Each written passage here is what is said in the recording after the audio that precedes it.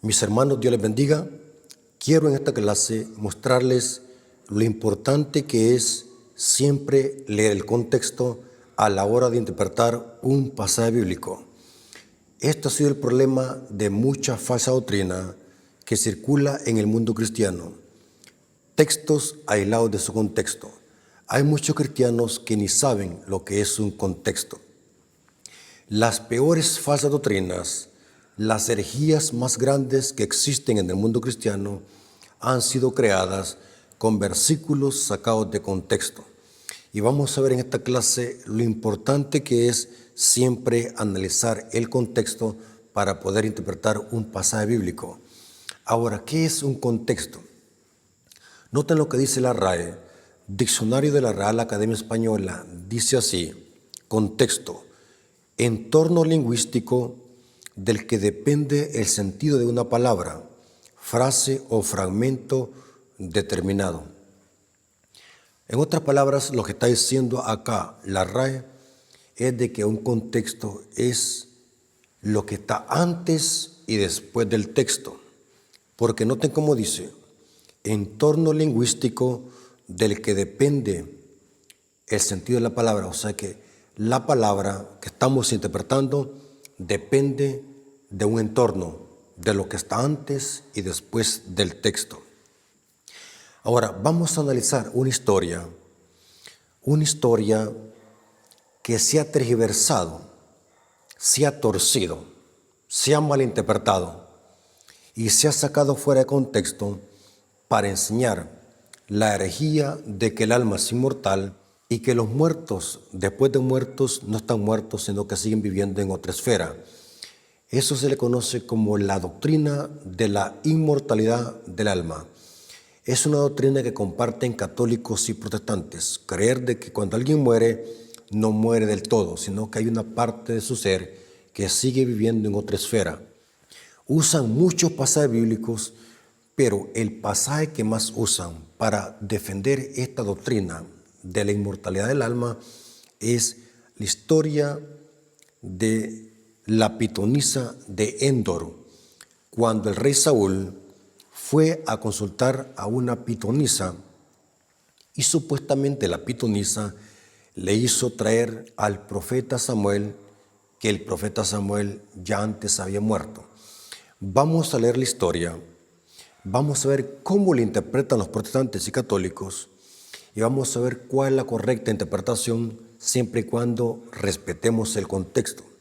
Recordemos, y lo vuelvo a repetir, si usted quiere hacer buena interpretación de un pasaje bíblico, siempre respete el contexto, lo que está antes y lo que está después.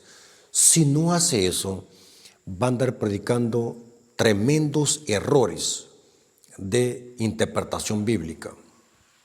Ahora, leamos lo que dice 1 Samuel 28, 11 al 16.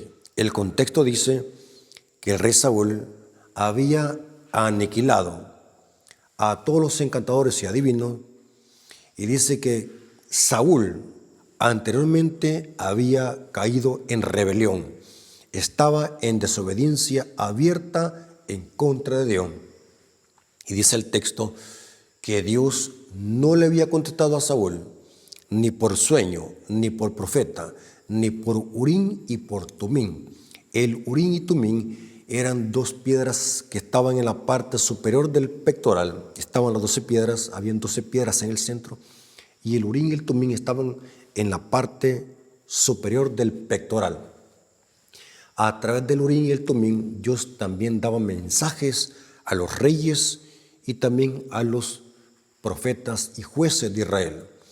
Pero vamos a ver de que Dios no le había contestado a Saúl por ninguno de esos medios, porque Saúl estaba en rebelión y en apostasía. Así que Saúl mandó a preguntar, vayan a buscar si hay alguna pitonisa todavía viva. Y dice que le dijeron, sí, hay una, todavía queda viva una, y es la pitonisa de Endor. Dice que Saúl se disfrazó y fue donde la pitonisa. La pitonisa llegó a saber que era Saúl porque el supuesto Samuel le dijo que ese que estaba allí era el rey Saúl. Pero leamos el contexto, leamos la historia, hace grandes rasgos, y vamos a interpretar la historia de acuerdo al contexto. Los protestantes y católicos dicen que esa historia fue real, fue literalmente Samuel que vino del sepulcro y habló con el rey Saúl. 1 Samuel 28, versículo 11 al 16. La mujer entonces dijo, o sea, la pitonisa le dijo a Saúl, ¿a quién te haré venir? Noten, no dice a quién te haré bajar. Porque según la teología popular, católica o protestante, cuando alguien muere se va para el cielo. Entonces, según la teología popular, católica y protestante, Samuel tenía que estar arriba, no abajo. Pero la pitonisa, noten cómo dice, ¿a quién te haré venir? Y él respondió, hazme venir. Noten, no dice, hazme bajar, hazme venir a Samuel.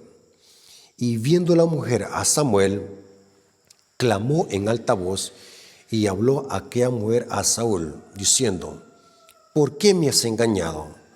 Pues tú eres Saúl. Y el rey le dijo, noten, no temas. ¿Qué es lo que has visto? Dime qué es lo que has visto. La mujer respondió a Saúl, he visto dioses. Noten, he visto dioses que suben ¿de dónde? De la tierra. Aquí hay un pincelazo para que podamos detectar de que esto no era Samuel, era otro espíritu que estaba personificando a Samuel. Noten, la Biblia se entiende por lógica. La Biblia se interpreta con sentido común, con uso de razón. La Biblia no se interpreta a lo loco. La Biblia tiene su correcta interpretación y para eso es importante leer los contextos. Noten, ¿qué has visto?, le dice Saúl. Y la mujer respondió a Saúl, he visto dioses que suben de la tierra. Noten, de la tierra. O sea que Samuel no estaba arriba, sino que estaba abajo. Supuestamente era Samuel. Él le dijo, ¿cuál es su forma? Y ella respondió, un hombre anciano viene, cubierto de un manto. Saúl entonces entendió que era Samuel, y humillando el rostro en la tierra, hizo gran reverencia. Ahora, los protestantes, como dicen, católicos y protestantes usan la misma historia para decir de que los muertos saben. Pero la Biblia dice que los muertos no saben nada. Pero católicos y protestantes dicen, los muertos saben mucho. Noten cómo los católicos contradicen la Biblia. Católicos y protestantes actúan en concierto para defender la herejía de que el alma es inmortal. El católico y protestante dice, ahí dice literalmente que fue Samuel. Ahí no dice que fue el demonio, ahí dice que fue Samuel. Así lo interpretan ellos literal, porque no respetan el contexto. Noten, Saúl respondió, estoy muy angustiado, pues los filisteos pelean contra mí. Ahora aquí Saúl está supuestamente hablando con Samuel. Y noten lo que dice Saúl. Recuerden que aquí Saúl está conversando con el supuesto Samuel. Y Dios se ha apartado de mí. Noten qué está diciendo Saúl. El rey Saúl está confirmando que Dios se ha apartado de él. Noten, ¿cómo es posible que Dios ahora va a estar comunicándose con Saúl a través de un difunto? Si el mismo Saúl está diciendo, Dios se ha apartado de mí. La Biblia se entiende por lógica y por sentido común.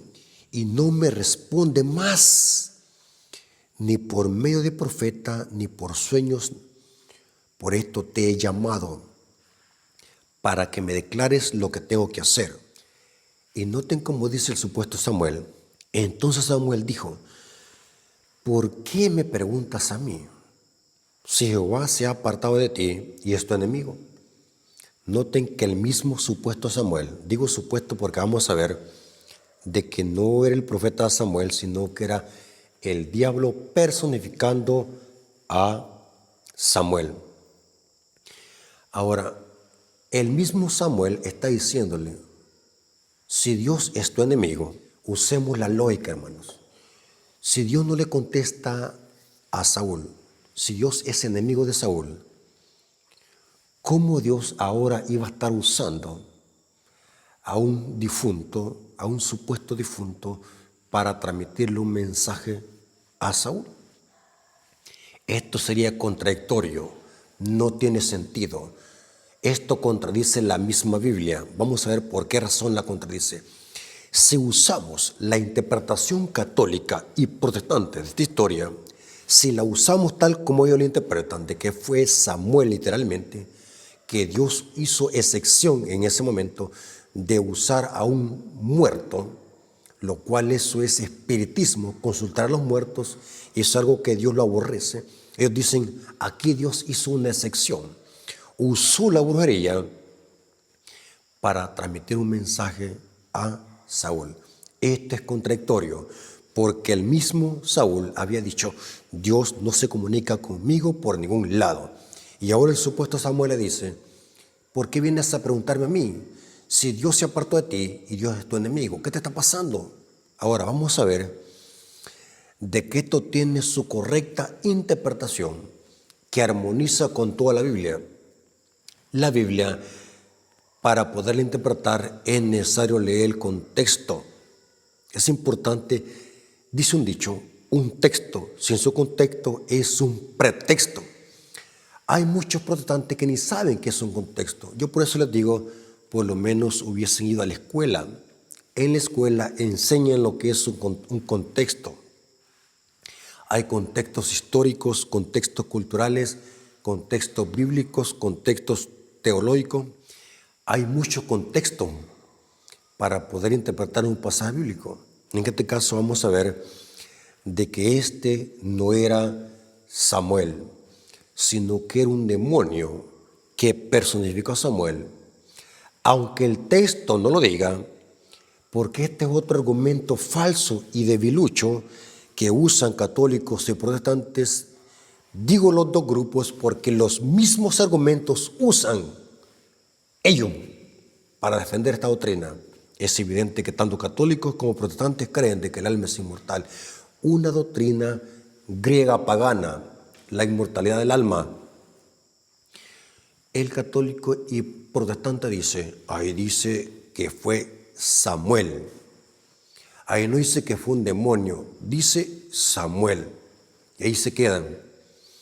A ellos no les interesa el contexto. A ellos no les interesa que en otra parte de la Biblia diga otra cosa.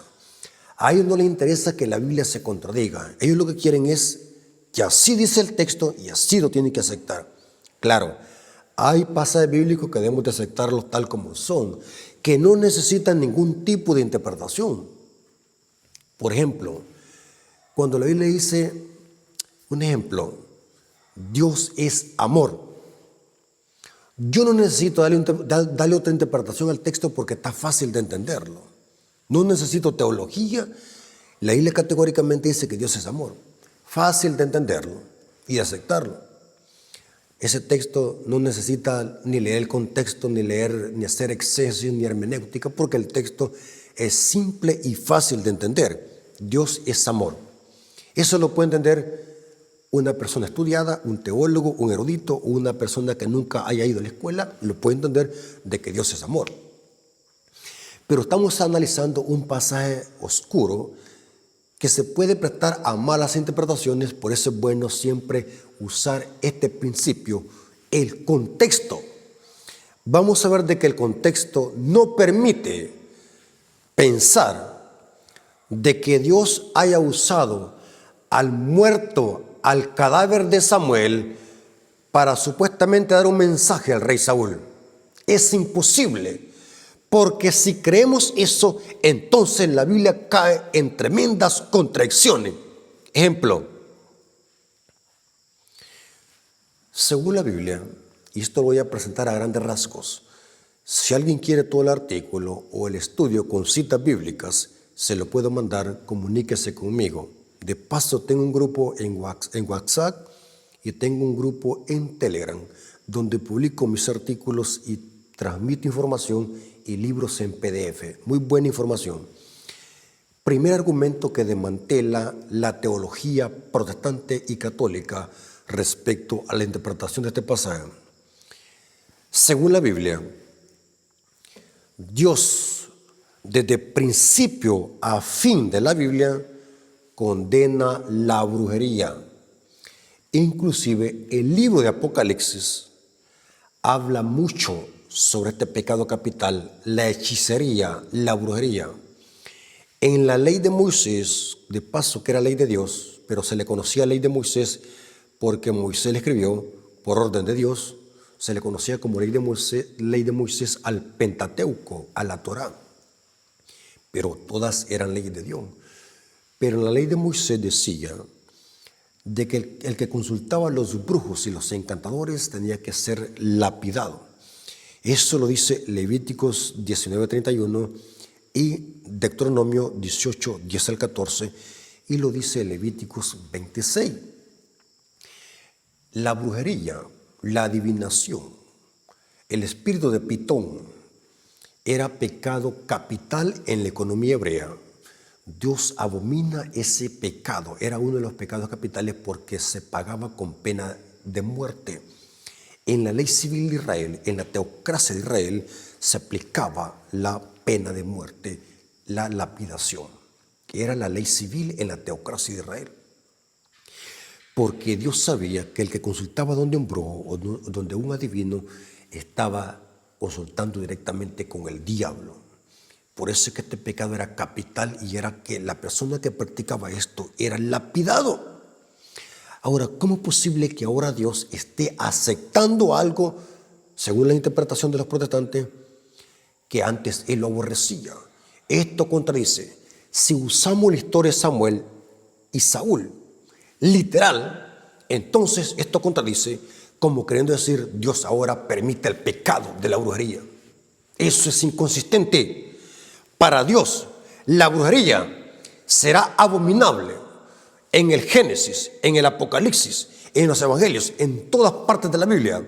En el siglo presente, pasado y futuro, Dios condena la brujería. Porque el que consulta a los brujos está consultando al mismo demonio. Por eso es que Dios condena la brujería. La brujería es uno de los pecados capitales. Es inconsistente. Hasta un iletrado, una persona sin conocimiento, por lógica se entiende que Dios jamás va a usar un medio que Él lo había prohibido y que para Dios era abominable, la brujería, el espíritu de Pitón. Segundo argumento,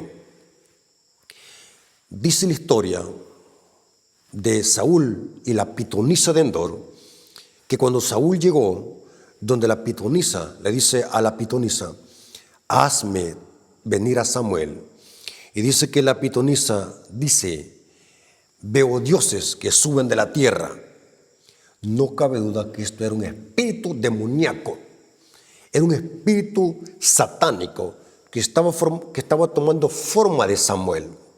Eso lo dice 1 Samuel 28:13. He visto dioses que suben de la tierra. Ahora, ¿qué dice el catolicismo y el protestantismo? Cuando alguien muere, su alma se va para el cielo, a gozar en el purgatorio y a la gloria. Según el concepto católico protestante, ¿dónde estaba Samuel? En el cielo. La pitonisa tuvo que haber dicho, baja Samuel, pero dice, he visto dioses subir de la tierra. O sea que Samuel no estaba allá, sino que estaba abajo. No cabe duda sin ambigüedad y con certeza de que esto no era Samuel, era otro espíritu que estaba personificando a Samuel. Y los adventistas por la Biblia creemos de que era un demonio. El diablo puede tomar forma de humano, de un difunto, y puede imitar hasta los rasgos y los tonos de voz para engañar a la gente que cree en la brujería y el espíritu de pitonisa, como lo hizo con Saúl. Tercer argumento, dice el texto, fue a consultar donde una pitonisa. Ahora, ¿qué significa esto? De que si Dios se había apartado de Saúl, entonces, ¿quién era que estaba hablándole a través del supuesto Samuel? Era el diablo, por lógica. Si Dios se había apartado por completo de Saúl, noten, porque Saúl lo está admitiendo, Dios no me contesta por ningún lado, ni por sueño, ni por profeta, ni por Urim y por Tumim. ¿Por qué? Porque anteriormente recordemos de que Saúl había desobedecido a Dios, o sea que Saúl andaba mal con Dios, Saúl andaba en rebelión contra Dios y Dios se había apartado de él. Así que Saúl en su desesperación fue donde una bruja. Así que el diablo lo que hizo es aprovechar esa ocasión. ¿Para qué? Para dar un mensaje supuestamente verdadero.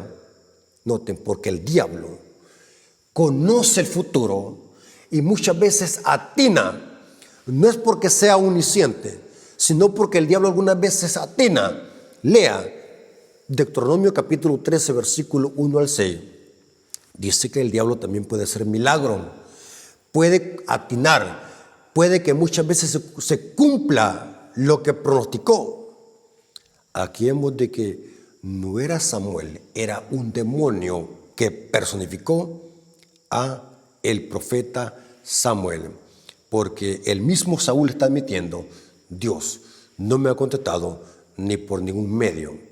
Y el supuesto Samuel también le dijo: ¿por qué vienes a mí cuando Dios no te contesta por ningún lado y Dios es tu enemigo? Noten, Dios es tu enemigo.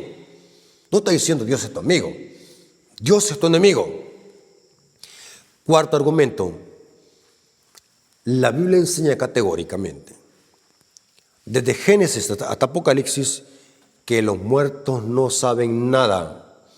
Eso lo dice Eclesiastés 9:5. Los muertos no pueden platicar con los vivos. Y de paso, hermanos, hay otra historia, que es la parábola del rico y Lázaro. Es otra parábola torcida y malinterpretada por católicos y protestantes indoctos y faltos de conocimiento de la Escritura. Esa parábola tiene también su explicación. Cada párrafo de esa parábola tiene su simbolismo y el por qué Cristo lo dijo y cuál es el contexto y a quiénes se la dijo. Esa parábola ha sido torcida tanto por católicos y protestantes, los católicos para justificar el purgatorio y los protestantes para defender el tormento eterno de los malos o la inmortalidad del alma. En otra ocasión vamos a hacer una exégesis detallada, disciplinada de la parábola del rico y Lázaro y vamos a ver de qué eso significa otra cosa. Y de paso, en mi canal tengo como 3 videos explicando sobre lo que significa la parábola del rico y Lázaro y cuál es el contexto histórico, cultural y teológico y también alegórico de esa parábola. Ahora, según la Biblia, los muertos no saben nada. Inclusive el libro de Job, capítulo 7, 9 al 10, dice que los muertos no pueden platicar con los vivos, no pueden ir a su casa otra vez, no pueden tener comunicación con los vivos. Eso dice Job, capítulo 7, 9 al 10. Dice la Biblia que los muertos están durmiendo, están inconscientes en el polvo de la tierra hasta que Cristo venga. Eso lo dice Daniel 12:2 y Eclesiastés 12:7. Lo que vuelve a Dios no es el alma, sino que es el aliento de vida, el neshama o el espíritu de vida, el aliento de vida o el soplo de vida. El alma es la persona en sí. La palabra alma significa ser viviente, persona, vida. El nefesh, el alma, ser viviente, se puede traducir como ser vivo. Cuando alguien muere, no es el alma que se va para el cielo, sino que es el espíritu, el soplo de vida, la facultad de vivir de que Dios sopló en la nariz de Adán. Cuando morimos, exhalamos. Cuando vivimos, cuando nacemos, inhalamos. Cuando morimos, exhalamos, porque tiene que ver con aire, entrar aire y sacar aire. Por eso es que dice exhaló, significa murió. Cuando alguien muere, ese es aliento de vida que va para el cielo, para donde Dios, porque es de Dios, Dios lo dio. Los muertos no saben nada, están en el sepulcro esperando la resurrección de Cristo hasta que Él venga. Lo dice Juan capítulo 5, versículos 28 al 29. Por ejemplo, mi alma tiene sed de ti, dice el Salmo. Está diciendo mi vida, mi ser, tiene sed de ti. Porque la palabra alma significa persona o vida. Y dice Ezequiel 18:4, el alma que pecare, o la vida, o la persona que pecare, esa morirá, porque la palabra alma en hebreo es nefesh y en griego es psuke. Significa persona, ser viviente, vida. Y en pocos casos se usa como pronombre personal. Ahora, quinto punto. Es imposible creer de que ese era Samuel. ¿Por qué razón? Porque Samuel ya había muerto. Y dice la Biblia que los muertos no tienen conciencia, están durmiendo. El diablo no puede dar vida, el diablo no puede resucitar a nadie.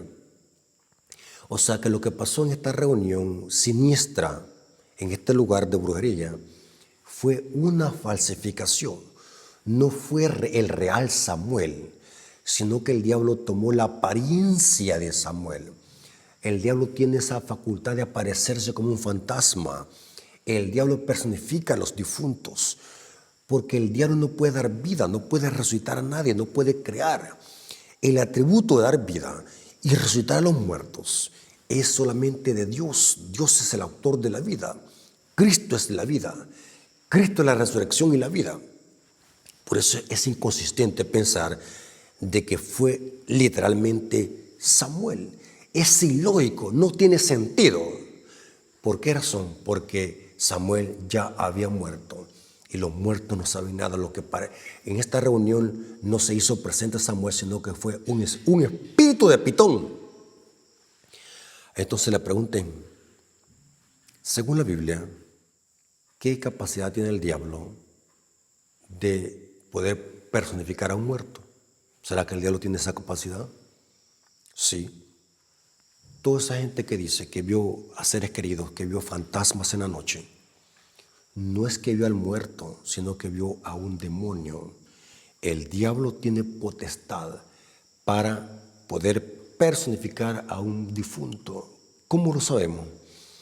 Dice el apóstol Pablo en 2 Corintios 11:14, y no es maravilla, porque el mismo Satanás se disfraza como ángel de luz. Noten, si el diablo se puede disfrazar como un ángel de luz, se puede disfrazar de cualquier difunto. Usa la lógica. Si dice Pablo que el diablo puede disfrazarse, ¿qué es un disfraz? Aparentar, parecerse a alguien para poder engañar. Y el diablo es el genio de los falsificadores. Hace tan bien la falsificación que se parece lo más posible al original. Si el diablo puede disfrazarse de un ángel de luz, no cabe duda que para él le es fácil disfrazarse de un profeta. Use la lógica. Porque Pablo dice que el diablo puede disfrazarse como un ángel de luz. Si puede disfrazarse como un ángel de luz, significa que puede disfrazarse de algo menor, de un profeta. Y eso es lo que pasó en esta reunión. El diablo tomó forma del difunto Samuel. Esto lo corrobora la señora Elena de White. Elena de White nunca dijo algo que contradecía la Biblia. Elena de White dijo esto porque sabía de que todo esto estaba en perfecta armonía con la Biblia. Elena de White en esta cita dice que en esa reunión no fue Samuel que se hizo presente, sino que fue un demonio. Patriarcas y Profetas, página 666, párrafo 2. Noten cómo dice la cita, Patriarcas y Profetas, página 666, párrafo 2. No fue el santo profeta de Dios que vino a esta reunión.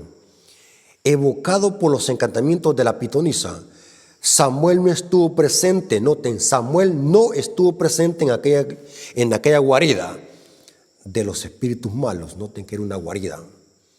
Aquella aparición sobrenatural fue producida solamente por el poder de Satanás. Le resultó tan fácil asumir entonces la forma de Samuel como tomar la de un ángel de luz cuando tentó a Cristo en el desierto. Hermanos, lo que dice Elena de White está en perfecta armonía con la Biblia. Si el diablo pudo personificar a un ángel de luz, no cabe duda que le es fácil personificar al difunto Samuel.